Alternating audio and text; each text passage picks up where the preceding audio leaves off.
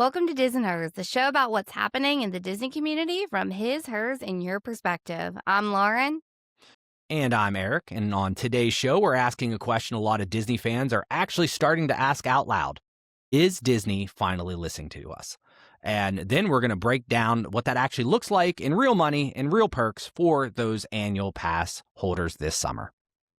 All right, but before we get started, we want to remind you that Diz and Hers can be found on all your favorite podcast platforms and also in video format on YouTube and Spotify. We would absolutely love it if you could head over to Apple, give us a review, and let us know what you want to hear us talk about on a future episode. All right, well, let's get into it. So, we're asking the question, is Disney actually listening to us now? So, for the last couple years, a lot of Disney fans have felt like the company has stopped caring. Whether you've had a good day, a bad day, was it magical or not? I think that this probably cropped up in the JPEG era, if had to guess, and they've been slowly trying to unwrap mess. Yeah, no, I mean, imagine talking about this is going to lose all our endorsement deals, Lauren. No, no, but like Genie Plus and park reservation headaches, they're obviously like the price hikes. Rides breaking down or maybe attractions that aren't living up to necessarily expectations. We talked a little bit about lines not necessarily feeling as great anymore. So yes, there's a little bit of headaches, so we don't want to be necessarily a Debbie Downer when it comes to all the Disney stuff. But we are talking from the fan community, and we all kind of complain a little bit, and I think it's much deserved sometimes, right?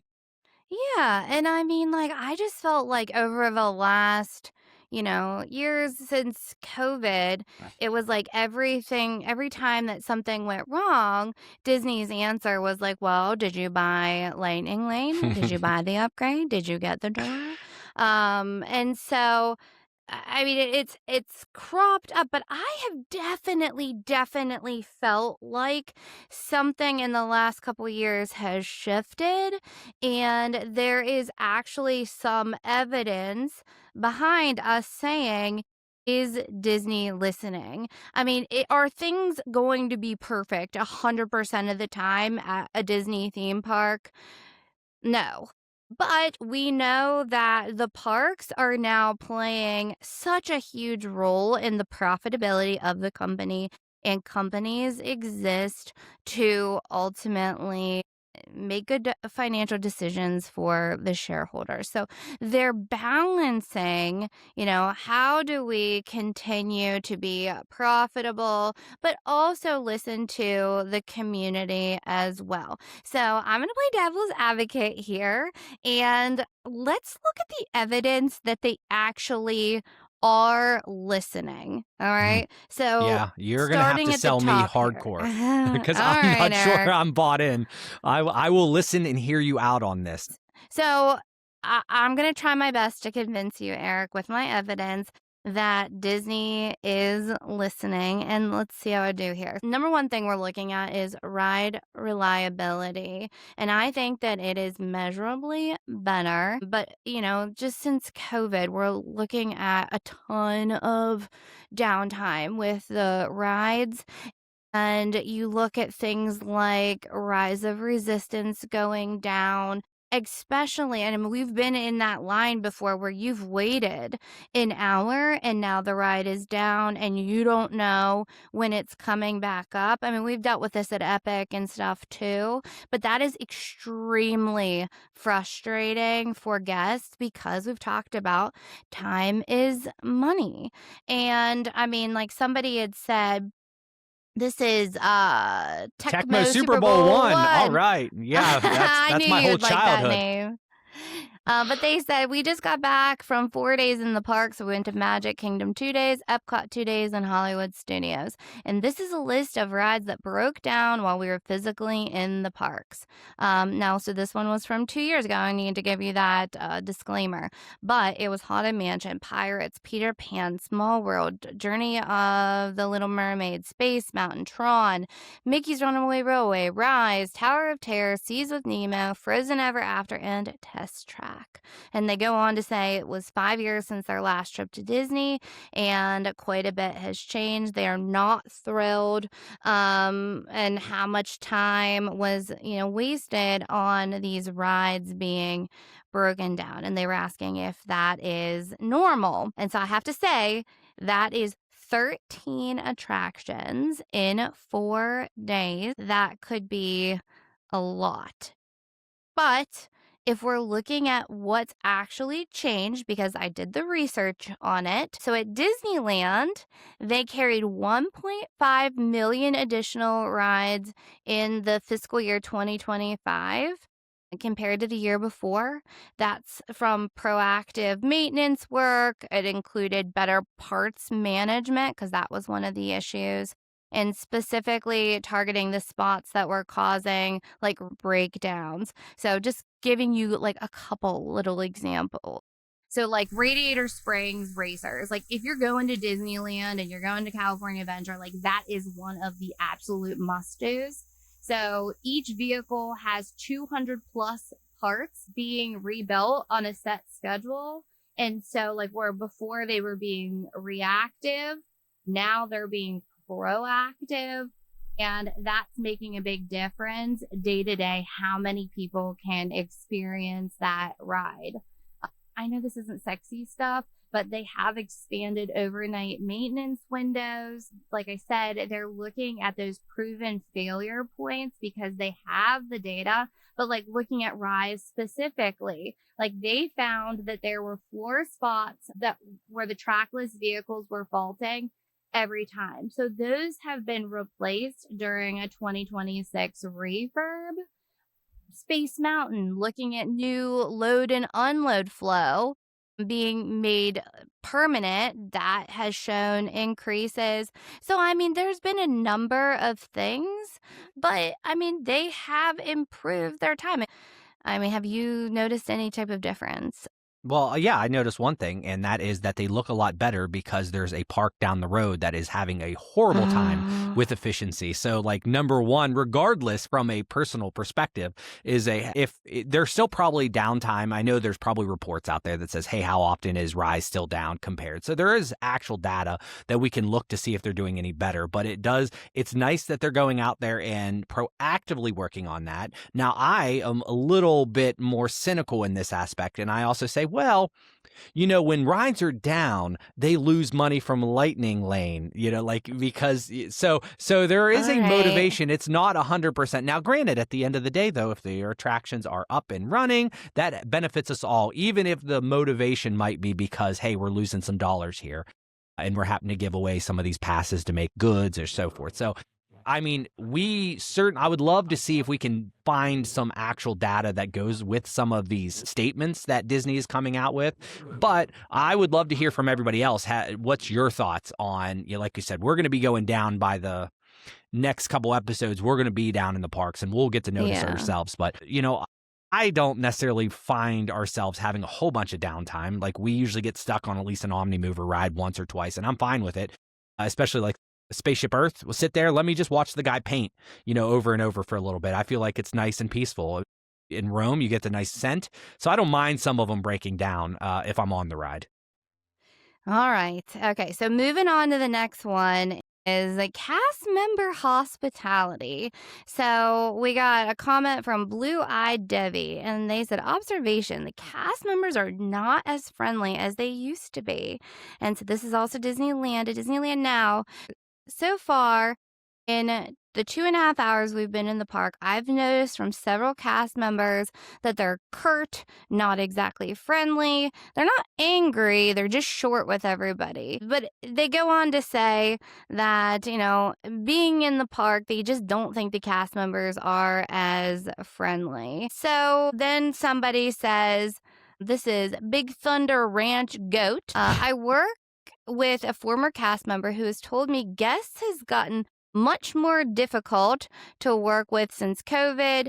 They have been direct or curt, or people will attempt to walk all over them if they argue, if they keep pushing back. They just have to be more blunt. So that is, one reason here. But Disney has come out and said that they have publicly admitted that after the 2021 reopening, that 60% of Disneyland cast members have been hired in a rush. Many of them had never been even to a Disney theme park before, so that is probably one of the why guests felt it. But they also came out, this was the new experiences chairman, Thomas Mazzolum, and he's made it his entire focus in rebuilding hospitality in the parks. So this is what he said. He is overhauling cast member training, which we know is super important. Like I did the Disney Institute.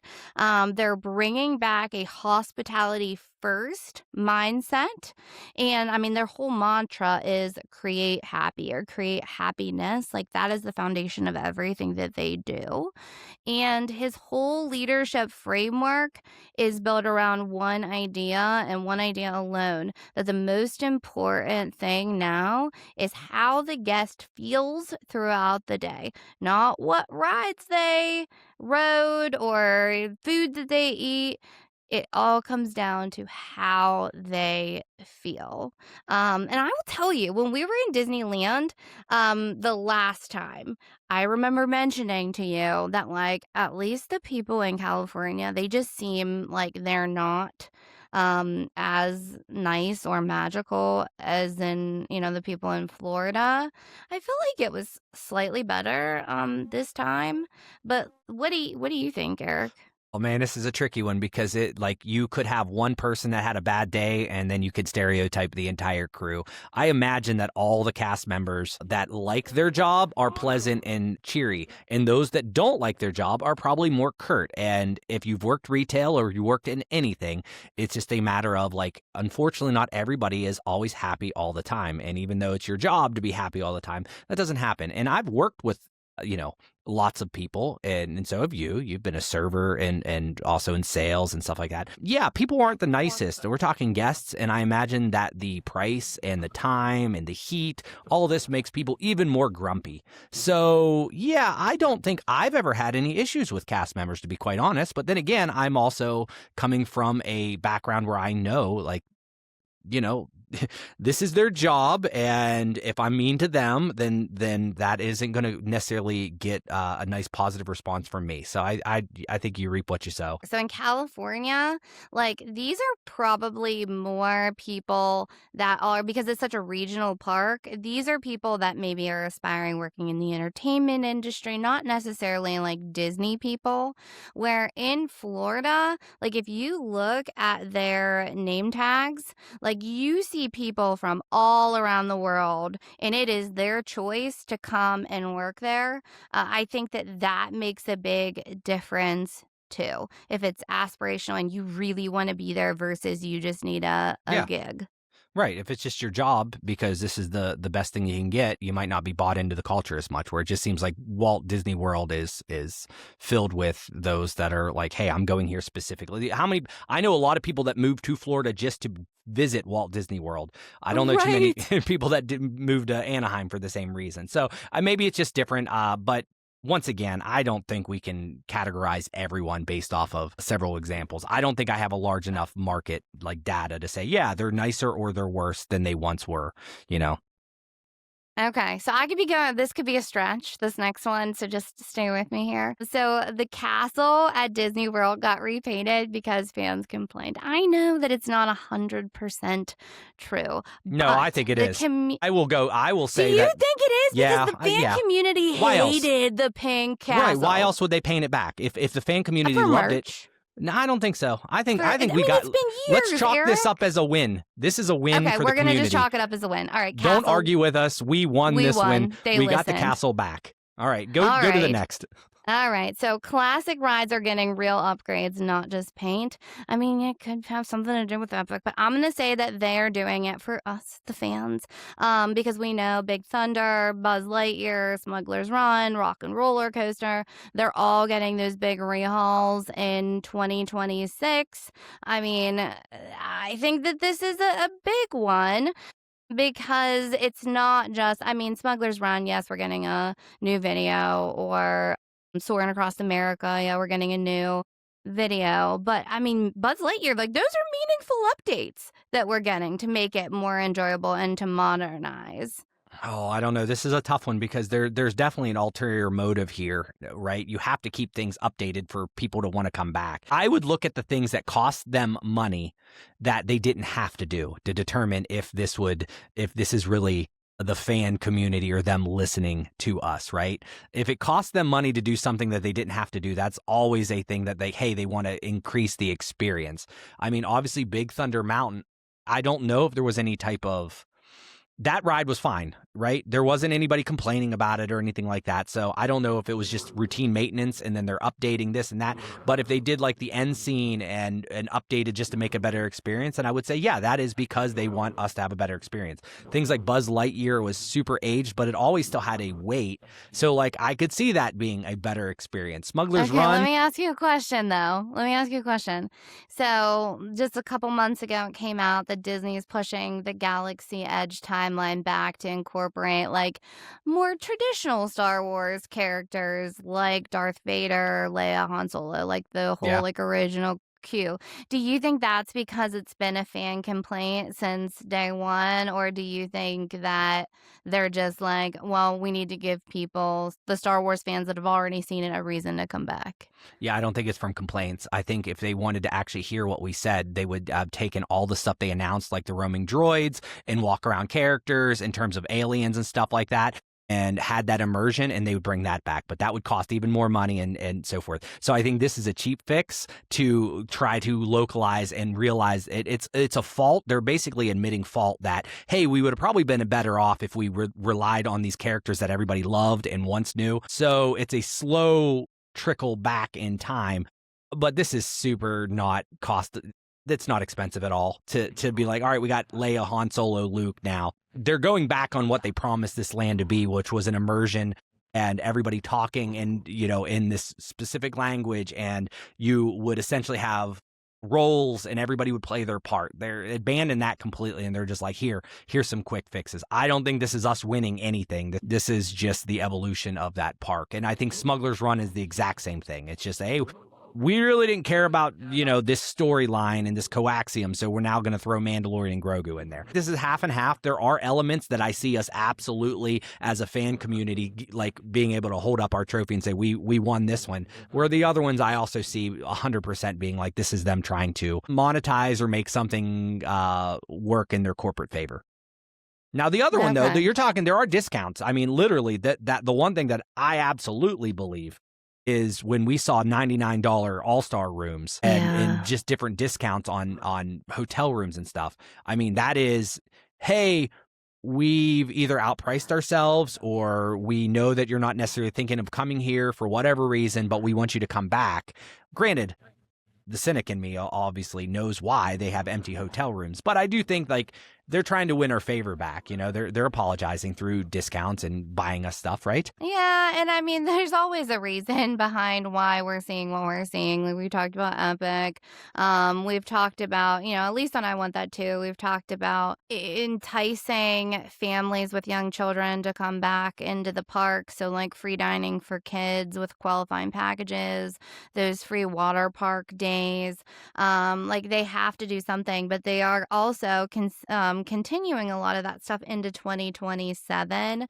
They are, I mean, I feel like as pass holders, they did not do themselves any favors with the pass holder community after the demand was so high after the pandemic, and that hurt them. I mean, there are so many people in the pass holder like communities that they're like, this is the first time that I have not been a pass holder in 20 years, etc. So I think that they are going back now, especially as, not to get into politics at all, but I mean, on the earnings call, it is concerning for Disney as far as international travel goes, because depending on who you ask, they would say that the US is not like friendly right now, and it has affected them. So whether it is they're listening to us and they're giving the discounts because of that, or it's, for their own reasons, I want to chalk it up as a win. So that leads us to the question. I mean, do you think that this is genuinely them listening, or is it because Epic Universe is opening, or they've, not done right by the pass holders, or they've alienated families with kids for the more attractive, what do they call them, dinks? Double income, no kids, or whatever it Yeah, is. I think so. Yeah. Let us know your thoughts. Yeah, no, I think that is, there's nothing is done in a vacuum here. So it is going to be impossible to know, like, hey, are they just trying to make us all happy and they're doing right by the community? Or there's these other factors down there. So I think that's certainly something to look at. But you mentioned pass holders. So I think that we're going to take a real quick break and then we're going to come back and we're going to talk about some of that pass holder perks that you were discussing when we get Yeah, back and from is this. it worth it to become a pass holder in 2026? But first, this. And we're back. Okay, so we just made the case for Disney trying harder, right? Now At least let's I talk. made the case. Did I convince you? Did you make listen, you had some good points, but I don't know if it's necessarily completely sold. All right. Well, even if I didn't, let's talk about what is most important and how these changes affect your wallet, because that's where it matters. Did you see the news come out about the VIP pass holder summer days that they've released the specifics? Oh, there's all types of good, generous things that's going on, right? But that's if you're a pass holder, right? Or no? Yes, if you are a pass holder. So let's talk about first how Disney, I believe, is making this even better. From when this came out in 2024, I've just been tracking trends here to say, okay, well, are they trying to show their pass holders a little bit more love? And I know that, Universal does something very, very similar. So that just gives them more competition. And we know when competition is there that we end up winning as the consumer.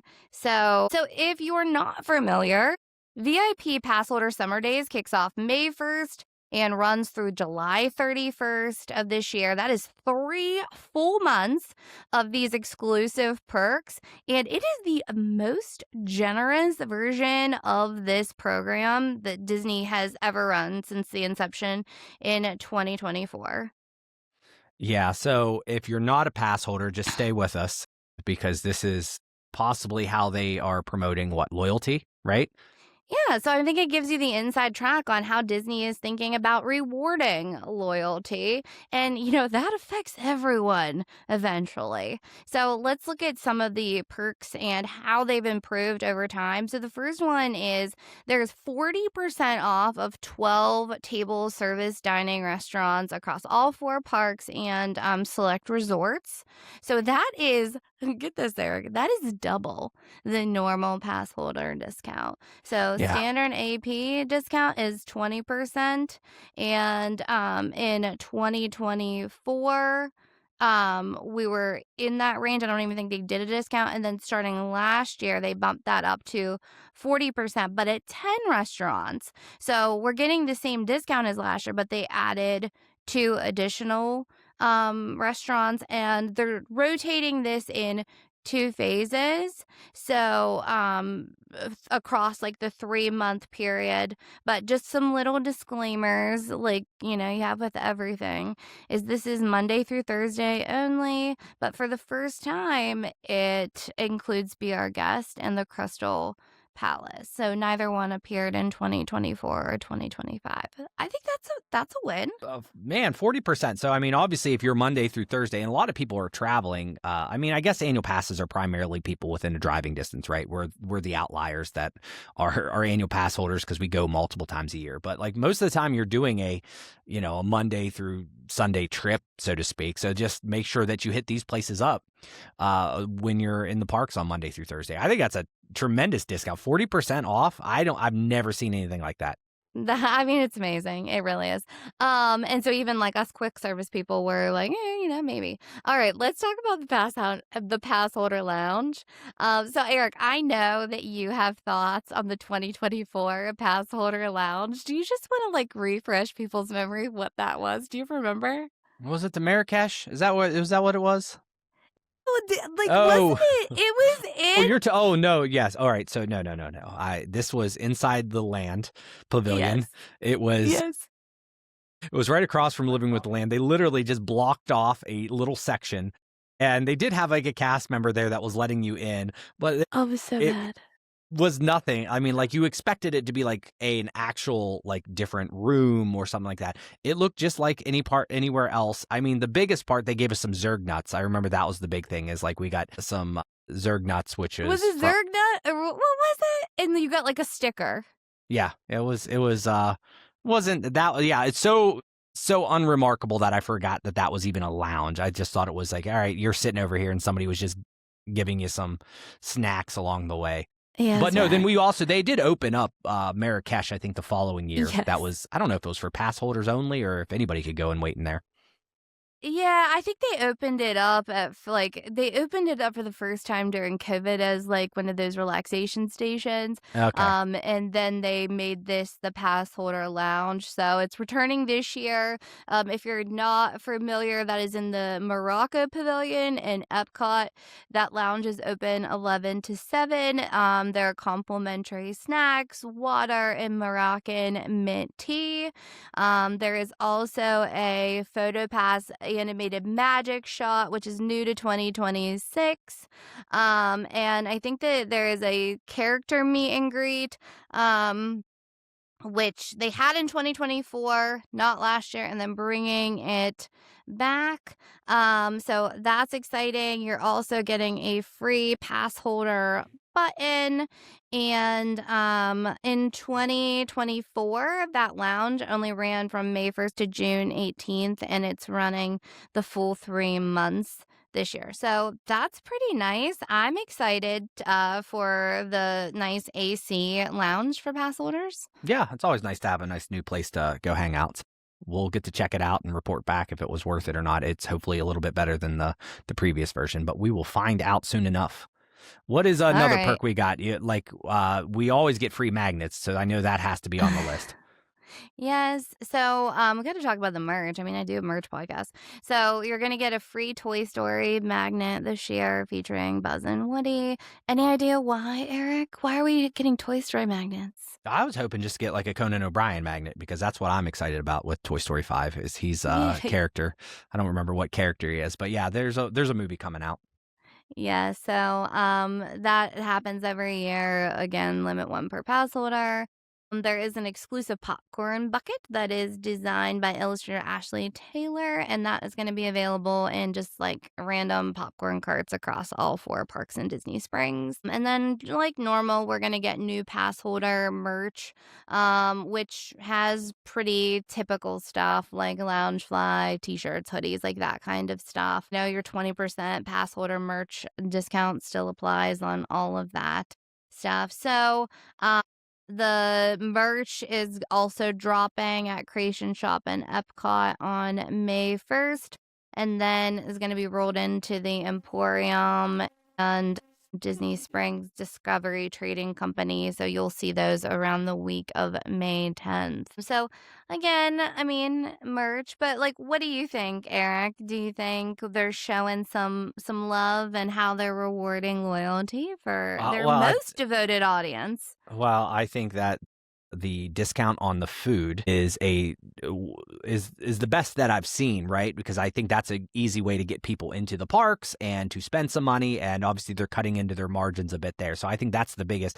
Everything else seems to be kind of the same. We'll see how that restaurant Marrakesh looks. We'll see if it's all decked out and real snazzy, then maybe. But I think everything else is a nice little perk, but I think that 40% dining discount is the big one. So I'm wondering, for those that are maybe just going to the park maybe like once, even if you're local and you just buy your couple day passes, I wonder if it would be beneficial to buy an annual pass to get some of these like discounted meals for these 3 months. Do you think Yeah. it's worth I the mean, upgrading if you're just you go there once a year or something like that?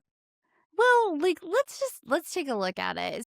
But real talk here, like Disney needs bodies in the parks in the summer. Epcot is without a festival. Animal Kingdom is in the middle of huge construction, and attendance is softer than they would want, and they need pass holders to fill the gap. But like you said, like, somebody that lives locally or maybe even not locally, like, would it make sense to, buy a pass to get some of those discounts? So I was on in the community, and this one came from WDW Prep School, and they asked the question, "Are annual passes worth it?"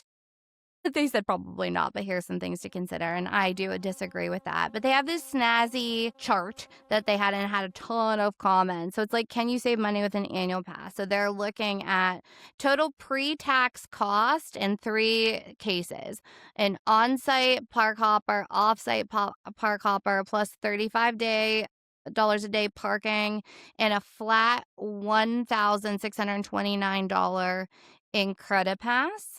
So I just wanted to share with you some of the comments from this post and hear what the community has to say. What's up first, Eric? Oh, here's one. Heather, she says, we never save money because once you're an AP as an outstate traveler, you'll find more reasons to take additional trips. And it's glorious, but never cheaper. And I recommend and give a thumbs up and a heart and a laughy face all in this Facebook comment, because that is the absolute truth. Once you're an annual pass holder, you find excuses why you got to go there, because you can get in the park for free, air quotes, right? Yes, yes. All right. Then we have Happily Adventures After. We found that an AP is worth it if for 2 visits in the park per year. We usually go for the AP argument, or we usually go longer than 4 days and stay off site. The parking really starts to add up, therefore, is a huge benefit for AP arguments.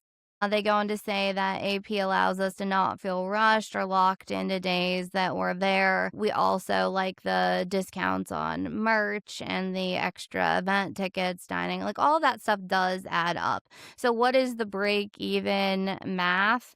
So I just want to make sure the math is mathing here. So using the credit pass example of $1,629 and a median 4-day trip costing about $559 per person, you would need 3 trips to break even. So by the, 3rd trip, then it's paying for itself. And if you use the median single day ticket price of $184, you would need 9 single days to break even. Spoiler alert there. What do you think? You think it's worth the pass? Oh, it'd be really difficult. Now, one thing I will tell you, if you're DVC, which and you can get the Sorcerer Pass, or there's a whole bunch of other passes. And Credit Pass is the one that anybody can get at any point in the country and so forth. So if you're making 3 trips, obviously, and those have to be longer trips, then that math doesn't necessarily come together. Now, granted, once again, you could look at things like the discounts that you would get, and what you do down at the park would also matter. But for a Sorcerer Pass, for us, we basically have to go at least 2 weeks. So 2 trips for us is basically the break even that allows us. So that's why we typically buy one. Living in West Virginia.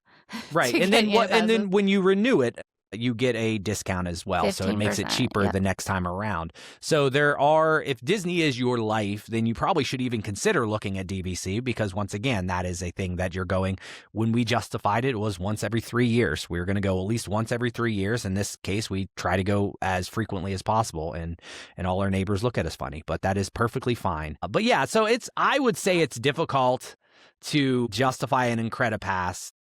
Because most people are going once, maybe twice. And if you need 3, then just, optimize your trip. And that's why you have people that are, they'll do pool days, and they'll be very selective on when they go to the park. Where we also have that lifestyle when we go down there, if we feel like hopping into Epcot for one ride and then jumping over somewhere else, it just fits us well. So that's how we prioritize it. So it works for us, but we want to hear from you. Are you annual pass holders? Where do you live? Are you in Florida? What kind of math have you done to justify and sell your your significant other, or sell yourself the reason why you need an annual pass? Yes. All right. But that does it for this week's episode of Diz and Hers. Make sure you hit up dizandhers.com. There you'll find articles, episodes, and updates. And if Disney's your vibe, make sure you subscribe. And remember, watch what you post online. You might end up in next week's episode. Thanks for listening.